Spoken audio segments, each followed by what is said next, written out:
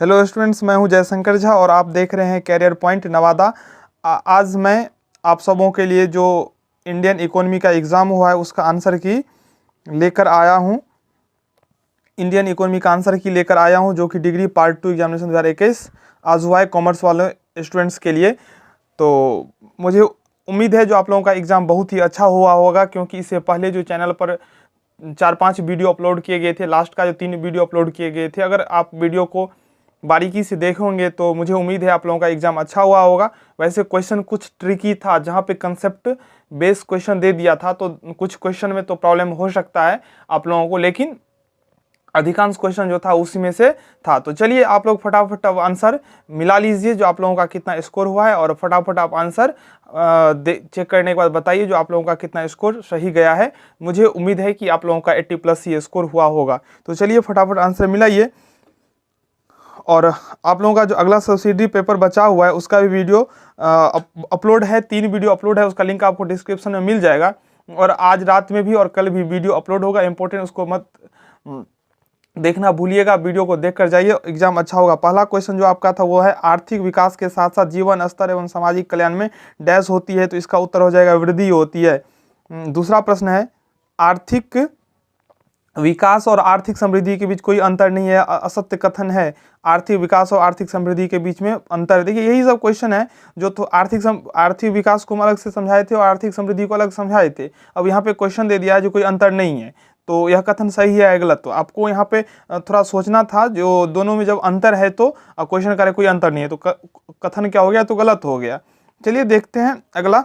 तीसरा प्रश्न है प्रायः अल्प विकसित देशों के लिए प्रयुक्त किया जाता है, तो अल्प विकसित देशों के लिए जो प्रयुक्त किया जाता है तो होगा आर्थिक विकास जो है वो प्रयुक्त किया जाता है। एक इसका सही उत्तर हो जाएगा दोनों, आर्थिक समृद्धि और आर्थिक विकास ही देखा जाता है किसी भी देश का। चलिए अगला है चौथा प्रश्न आर्थिक समृद्धि का अर्थ सामान्यता लिया जाता है। आर्थिक समृद्धि का अर्थ सामान्यता लिया जाता है, तो आर्थिक समृद्धि का जो सामान्यता अर्थ लिया जाता है वो आर्थिक उत्पादन से। पांचवा प्रश्न दिया हुआ है आर्थिक विकास की विशेषताएं कही जा सकती है, तो इसका सही उत्तर हो जाएगा आप लोगों का उपर्युक्त सभी इसका होगा। फटाफट ज़्यादा समय न लेते हुए, क्योंकि आप लोगों को अगला एग्जाम का प्रिपरेशन भी करना है, इसलिए मैं सीधे आंसर ही बता देता हूँ। छठा है अल्प विकास के मापदंड निम्नलिखित हैं, तो अल्प विकास के जो मापदंड है वो प्रति व्यक्ति पूंजी का कम अनुपात, नहीं, इस प्रति व्यक्ति भूमि और जनसंख्या का अनुपात, निर्धनता अल्प विकास के मापदंड है, तो डी हो जाएगा इसका सही उत्तर। भूमि और जनसंख्या का अनुपात, प्रति व्यक्ति पूंजी का कम अनुपात और निर्धनता, ये तीनों का तीनों जो अल्प विकास का मापदंड है, इसलिए इसका उत्तर हो जाएगा डी। मैं बताया भी था जो अधिकांश क्वेश्चन का अगर ऑप्शन डी है तो सही होगा। सातवां प्रश्न है भारत में निम्नलिखित उपक्रम सार्वजनिक उपक्रम नहीं है। देखिए भारतीय रेल, BSNL और डाक विभाग तो सार्वजनिक उपक्रम हैं, आपको उपक्रम सार्वजनिक उपक्रम को नहीं में टिक करना था, तो टाटा कंसल्टेंसी सर्विस हो जाएगा, TCS। आठवां प्रश्न है आर्थिक विकास की अवस्थाएं निम्नलिखित है, तो आर्थिक विकास की अवस्थाएं में हो जाएगा इसका उत्तर उपर्युक्त सभी। आप लोग सिर्फ आंसर मिलाइए, डिस्कशन नहीं करना है क्योंकि एग्जाम हो चुका है। नौवां प्रश्न आर्थिक विकास को प्रभावित करने वाले घटक निम्नलिखित हैं। आर्थिक विकास को प्रभावित करने वाले घटक है, तो आर्थिक विकास को प्रभावित करने वाले सभी घटक हैं, इसका ऑप्शन डी हो जाएगा। 10वां प्रश्न है आर्थिक नियोजन प्रारंभ हुआ, तो आर्थिक नियोजन प्रारंभ हुआ था 20वीं सदी में।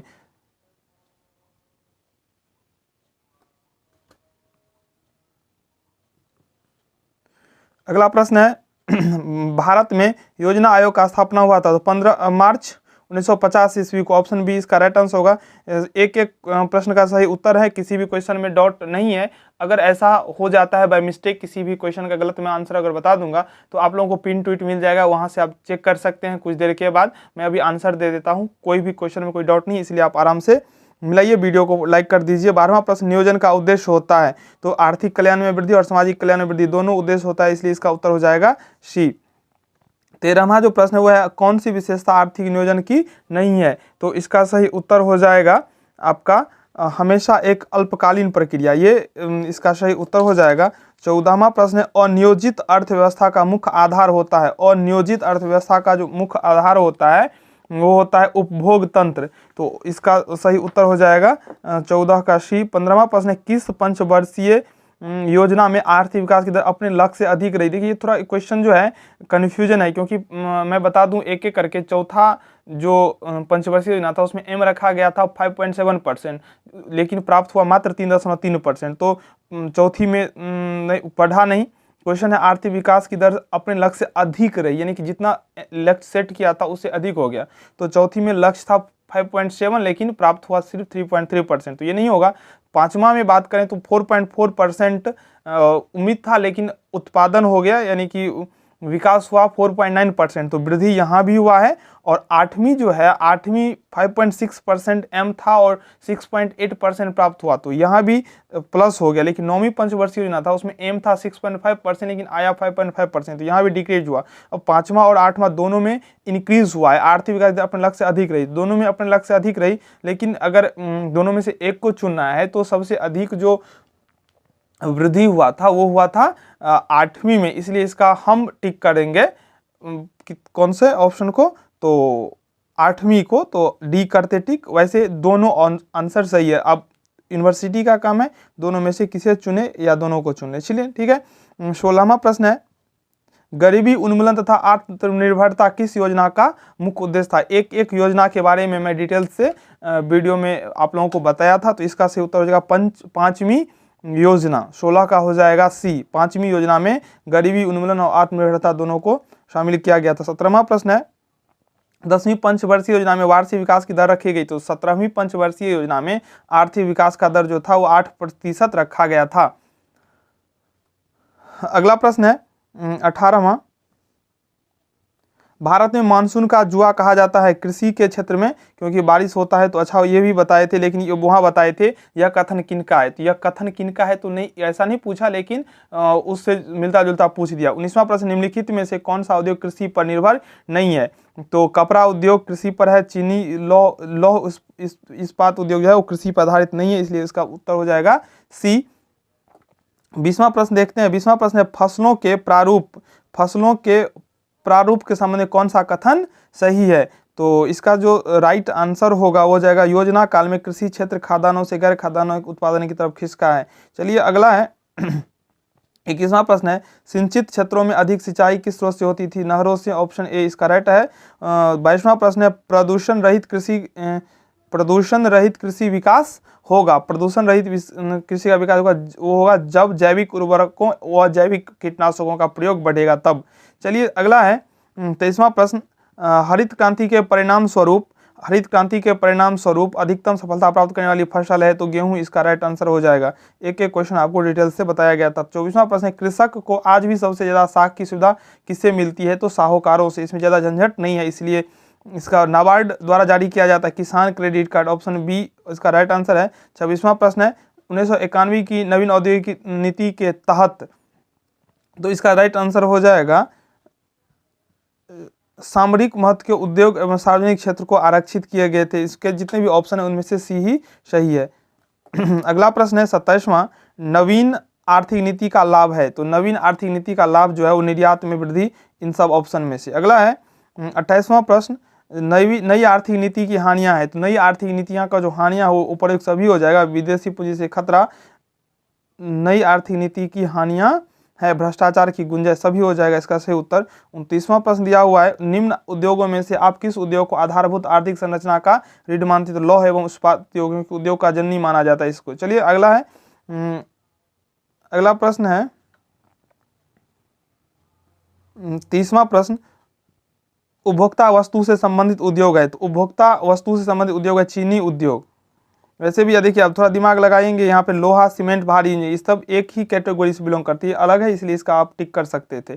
31वां प्रश्न है, भारत का विश्व में चीनी उत्पादन का कौन सा स्थान है, तो चीन का पहला स्थान है और भारत का स्थान दूसरा है, ऑप्शन बी इसका करेक्ट होगा। 32वां प्रश्न, चाय पत्ती उत्पादन में भारत का कौन सा, चीनी उत्पादन में दूसरा, और चाय पत्ती चीनी, ब्राजील का स्थान, चीनी उत्पादन में ब्राजील एक नंबर पे है, पहला नंबर पे जो है ब्राजील है, दूसरा नंबर पे भारत है, तो इस क्वेश्चन में पूछा भारत का विश्व में स्थान है तो दूसरा हो जाएगा।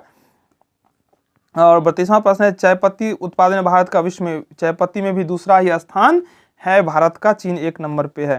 चलिए 33वां प्रश्न है, उपभोक्ता वस्तुओं संबंधित उद्योग में शामिल है, तो इसका सही उत्तर हो जाएगा उपयुक्त सभी, क्योंकि सूती, जूट और चीनी, देखिए यहाँ पे चीनी है उपभोक्ता वस्तु संबंधी उद्योग में, वहाँ भी था।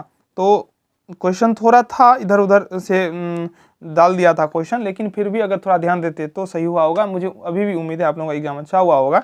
बहुत सारे स्टूडेंट का कहना था जो क्वेश्चन थोड़ा हार्ड था। चलिए 34 क्वेश्चन है, कृषि के व्यवसायीकरण के कारण निम्नलिखित है तो औद्योगिक क्रांति, विदेशी व्यापार में वृद्धि, मुद्रा का प्रयोग, तो इसका ऑप्शन हो जाएगा डी।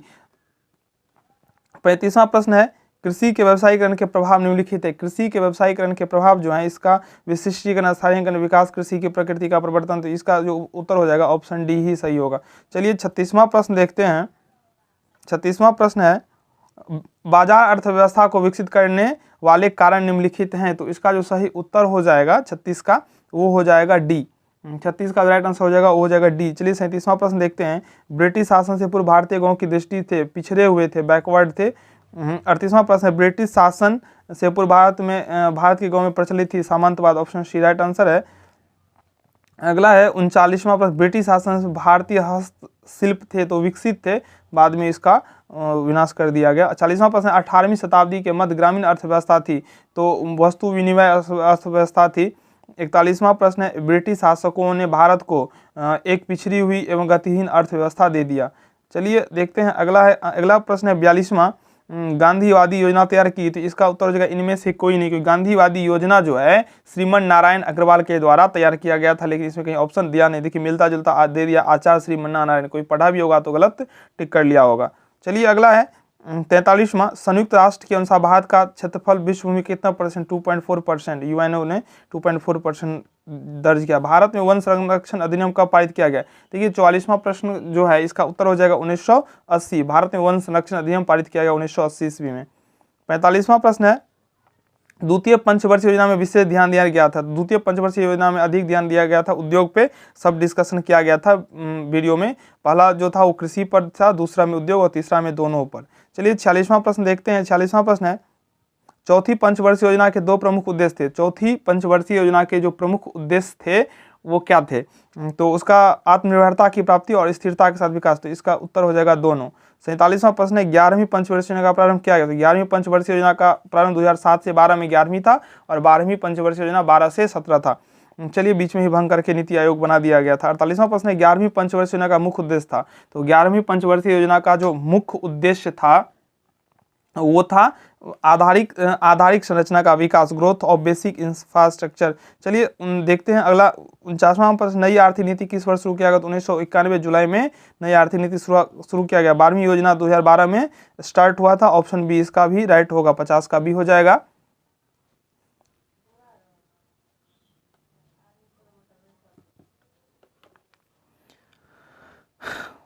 बारहवां प्रश्न है, 51वां प्रश्न है, 12वीं योजना में आर्थिक विकास का लक्ष्य शुरू में कितना प्रतिशत था? तो इसका जो सही उत्तर हो जाएगा वो हो जाएगा 9%। शुरू में 9% था, लेकिन बाद में से घटा दिया गया, 8.1 कर दिया गया।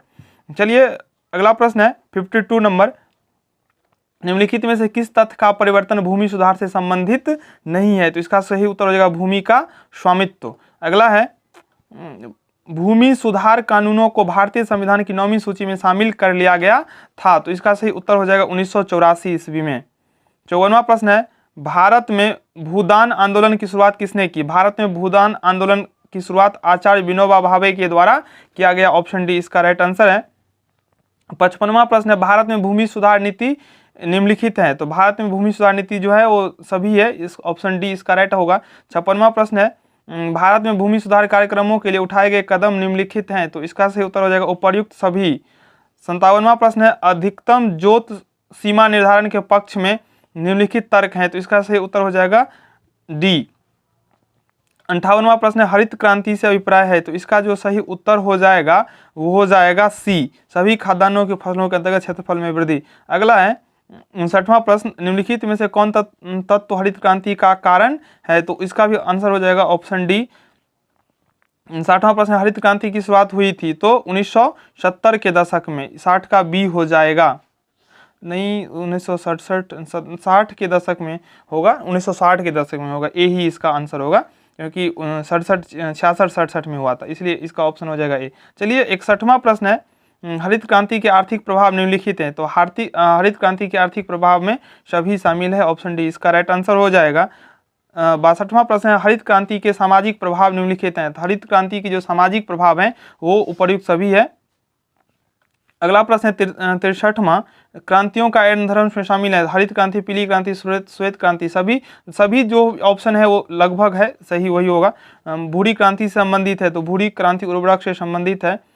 65वां प्रश्न, नीली क्रांति संबंधित है तो नीली क्रांति मछली से संबंधित है। सभी प्रश्नों का उत्तर सही है, किसी भी प्रश्न में कोई भी डाउट नहीं है। अगर कोई भी क्वेश्चन में ऐसा डाउट आपको लगता है तो आप कमेंट में जरूर बताइए, मैं उसको देखूंगा, फिर जो सही होगा मैं आपको बता दूंगा। लेकिन मेरे हिसाब से एक एक प्रश्न का उत्तर सही है, किसी भी प्रश्न में कोई डाउट नहीं है। फिर भी अगर ऐसा कुछ मुझे लगता है तो मैं कमेंट में बता दूंगा, अगर आपको लगता है तो आप भी बताइए।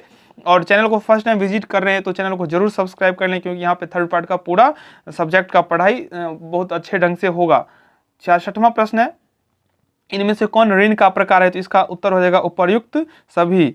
67वां प्रश्न है, इनमें से कौन बैंक भारत में राष्ट्रीयकृत बैंक नहीं है। देखिए इजी पिकिंग है, अगर आपको कुछ नहीं पता है तो आपको HDFC बैंक को पिक कर लेना है, क्योंकि ये एक प्राइवेट सेक्टर का बैंक है। चलिए अगला प्रश्न है 68वां, भारत में प्रथम सहकारी विपणन समिति की स्थापना हुई थी, तो 68 का हो जाएगा ए 1912। 69वां प्रश्न है, विपणन की एजेंसियां होती है, तो विपणन की एजेंसियां में उपर्युक्त सभी हो जाएगा इसका सही उत्तर। 70वां प्रश्न है, किसान कम कीमत का उत्पादन बेचने के लिए सहमत है क्योंकि, ये दोनों ऑप्शन सही होगा, इसके लिए इसका आंसर हो जाएगा ऑप्शन सी। 71वां प्रश्न है, औद्योगिक लाइसेंसिंग प्रणाली को अपनाया गया। औद्योगिक लाइसेंसिंग प्रणाली को अपनाया गया, तो इसका जो राइट आंसर हो जाएगा वो हो जाएगा इसका भी बी हो जाएगा। इसका क्या हो जाएगा, बी हो जाएगा सही उत्तर। 72वां प्रश्न है, औद्योगिक विकास एवं नियमन अधिनियम लागू किया गया, तो इसका जो राइट आंसर हो जाएगा वो हो जाएगा 1951 ईस्वी। 73वां प्रश्न है, औद्योगिक लाइसेंस नीति के प्रमुख रूप से उदार किया गया, तो 73 का हो जाएगा अभी 1991 ईस्वी। 74वां प्रश्न दिया हुआ है, लघुत्तर इकाइयों के लिए विनियोग की अधिकतम सीमा है, तो 5 लाख रुपया यहाँ पे होगा, ये 1951 की सीमा है, लेकिन अभी वर्तमान में 1 करोड़ तक पहुंच गया। लेकिन आपको ऑप्शन के हिसाब से उत्तर देना है तो 5 लाख होगा इसका। 75वां प्रश्न है, निम्नलिखित में से कौन कुटीर एवं लघु उद्योगों की भारत में समस्या है, तो सभी समस्याएं जो है कुटीर एवं लघु उद्योग को भारत में है। 76वां प्रश्न है, औद्योगिक नीति संकल्प वर्ष ने डैश ने विकेंद्रीकरण एवं लघु उद्योगों पर जोर दिया था, तो इसका जो राइट आंसर हो जाएगा, इसका आंसर सही बी होना चाहिए। इस पे थोड़ा मुझे डाउट है, आप लोगों अगर श्योर हैं तो बताइए, वैसे मैं गूगल करके देख लूंगा और आपको बता दूंगा, वैसे मुझे बी लगता है। अगला प्रश्न है 77वां, यूनिट ट्रस्ट ऑफ इंडिया की स्थापना किस वर्ष हुई थी, इसका सही उत्तर हो जाएगा 1964 ईस्वी। अगला प्रश्न है, इनमें से कौन भारत में उद्योगों की वित्तीय सहायता प्रदान करता है, तो इसका सही उत्तर है SIDBI, ऑप्शन ए इसका राइट आंसर हो जाएगा। 79वां प्रश्न है, औद्योगिक वित्त के साधन निम्नलिखित हैं। औद्योगिक वित्त के साधन, तो उपर्युक्त सभी जो है औद्योगिक वित्त के साधन है। समय कम लेता हूं, एक्सप्लेन इसलिए नहीं करता हूं क्योंकि अब तो एग्जाम आपको देना नहीं है, आपको आंसर मिलाना है और अगला जो सब्सिडी पेपर है उसका प्रिपरेशन करना है, तो इसलिए फटाफट आंसर मिला लीजिए। 80 का हो जाएगा, भारतीय अर्थव्यवस्था में कुटीर एवं लघु उद्योग का महत्व है, तो उपर्युक्त सभी हो जाएगा इसका सही उत्तर।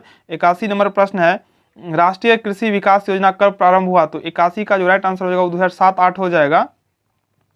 82 नंबर प्रश्न है, नाबार्ड की स्थापना किस देश में, 82 नंबर क्वेश्चन, 82 जिसमें मिल जाए, बी हो जाएगा 82 का। 83 नंबर क्वेश्चन, अल्पकालीन ऋण की अवधि होती है, अल्पकालीन ऋण की अवधि होती है 12 महीना, ऑप्शन सी इसका राइट आंसर है। 84वां प्रश्न है, भारतीय उद्योगों के संबंध में उद्यमिता है, तो आवश्यक है। 85वां प्रश्न है, उद्यमी सहायक है, तो उद्यमी तीनों के लिए सहायक है, इसलिए उपयुक्त सभी इसका राइट आंसर हो जाएगा। 86 नंबर प्रश्न है, उद्यमिता नेतृत्व प्रदान नहीं करती, तो साझेदारी फर्म का इसका राइट आंसर होगा। सभी के सभी प्रश्न सही है, और अगर आपको किसी भी प्रश्न में डाउट होता है तो आप जरूर कमेंट में बताइए, मैं चेक करके आपको बता दूंगा। और निश्चित रूप से आप हमारे साथ प्रत्येक रात 8 बजे जुड़िए, वहाँ पे सब्सिडी का भी मैं वीडियो दूंगा 2-3 रोज। एग्ज़ाम खत्म हो जाएगा, फिर आप लोगों के लिए मैं सिलेबस से लेकर, देखिए मैं रूट से स्टार्ट करूंगा, सिलेबस डिटेल्स में बताऊंगा, फिर उसके बाद चैप्टर वाइज जो भी इंपॉर्टेंट क्वेश्चन आएगा उसको हम थ्योरी और प्रैक्टिकल दोनों डिस्कस करेंगे। तो आपके लिए यह चैनल है, अगर आप यूनिवर्सिटी के छात्र छात्राएं हैं तो बिल्कुल आप हमारे साथ बने रहें और चैनल के नोटिफिकेशन को ऑन करके रखें ताकि जो भी वीडियो जाए आप तक फटाफट पहुंच जाए। तो 87 नंबर जो क्वेश्चन है, उद्यमिता लक्षण निम्न से संबंधित है, तो इसका जो सही उत्तर हो जाएगा जोखिम वहन व्यवहार, ऑप्शन सी इसका राइट आंसर होगा। 88 नंबर प्रश्न, निम्नलिखित में कौन सी विशेषताएं उद्यमी में होना चाहिए, तो सभी जो विशेषता है उद्यमी में होना ही चाहिए। 89 नंबर प्रश्न है, आर्थिक क्रियाएं हैं, तो आर्थिक क्रियाएं व्यवसाय, पैसा और रोजगार तीनों है, डी इसका राइट आंसर हो जाएगा। चलिए 90 नंबर प्रश्न जो है वो आचार संहिता में शामिल नहीं है, तो इसका जो राइट आंसर हो जाएगा वो हो जाएगा बेईमानी। आचार संहिता में नियम, सत्यनिष्ठा, नैतिकता तो शामिल, लेकिन बेईमानी शामिल नहीं है। अभी तक हम लोगों ने 90 प्रश्नों का सही उत्तर जाना है। अब देखते हैं 10 क्वेश्चन जो आप लोगों का बचा हुआ है उसको। नियोजन होता है, तो नियोजन होता है भविष्य के लिए और आधारित होता है भूत पर। एक एक प्रश्न को बताया गया था, अगर आप देखे होंगे वीडियो तो आपको बहुत ज़्यादा हेल्प किया होगा। अभी भी अगर आपको जाँच करना है तो जाँच कर सकते हैं, अगर फर्स्ट टाइम विजिट कर रहे हैं और मेरे बात पर विश्वास आपको नहीं होता है। 92 नंबर प्रश्न, नियोजन है, नियोजन आवश्यक है। 93 नंबर प्रश्न है, नियोजन होता है, तो नियोजन सभी अवधियों के लिए होता है, इसलिए इसका आंसर हो जाएगा डी। 94 नंबर प्रश्न है, SIDBI किस वर्ष स्थापित किया गया, तो इसका जो राइट आंसर हो जाएगा वो हो जाएगा 1990 ईस्वी। 94 नंबर क्वेश्चन का ऑप्शन सी आंसर राइट होगा। 95 नंबर प्रश्न, ICIC स्थापित किया गया, तो इसका राइट आंसर हो जाएगा एक निजी क्षेत्र, ऑप्शन ए राइट है। 96 नंबर क्वेश्चन है, भारतीय औद्योगिक विकास बैंक किस वर्ष स्थापित किया गया, तो इसका जो राइट आंसर होगा वो होगा 1964, ऑप्शन बी इसका बिल्कुल करेक्ट आंसर है। 97 नंबर क्वेश्चन, भौगोलिक आधार पर बाजार को वर्गीकृत किया जा सकता है, तो भौगोलिक आधार पर जो है उपर्युक्त सभी जो है उस आधार पर वर्गीकृत किया जा सकता है। और 98 नंबर क्वेश्चन दिया हुआ है, क्रिया के आधार पर बाजार वर्गीकृत किया जा सकता है, तो उपरोक्त सभी। और 99 जो प्रश्न है, उत्पाद बाजार डैश उत्पादों का व्यापार करते हैं, तो इसका राइट आंसर हो जाएगा कृषि। अब एक क्वेश्चन बचा है, फटाफट मैं आप लोगों को बता दूं। विपणन पर व्यय किया गया धन है, तो विपणन पर व्यय किया गया धन विनियोग है। तो ये रहा आपके आज के हुए एग्जाम के 100 प्रश्न के 100 उत्तर और सही और सटीक। तो आप को अच्छा लगा हो तो लाइक कर दें, अपने फ्रेंड्स के साथ शेयर भी कर दें ताकि वो उन्हें भी हेल्प मिल जाए। वीडियो देखने के बाद आंसर पता चल सके जो कितना सही हुआ है कितना गलत हुआ है। तो आप हमारे साथ बने रहें। नेक्स्ट वीडियो के लिए चैनल को सब्सक्राइब करके बेल आइकन को प्रेस कर दें। चलिए अभी के लिए आप सबसे विदा लेता हूँ।